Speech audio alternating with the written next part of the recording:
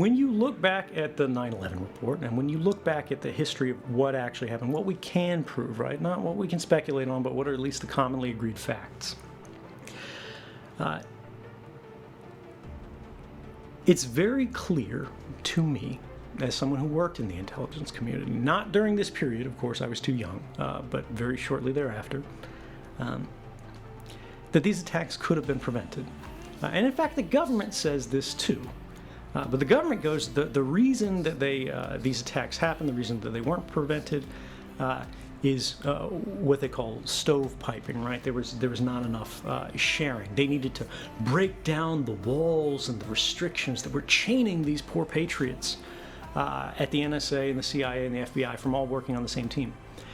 And to some extent, they're correct on this, right? There were limits on the way agencies were supposed to play ball with each other, but I worked there, and I know how much of this is bullshit and how much of this is not.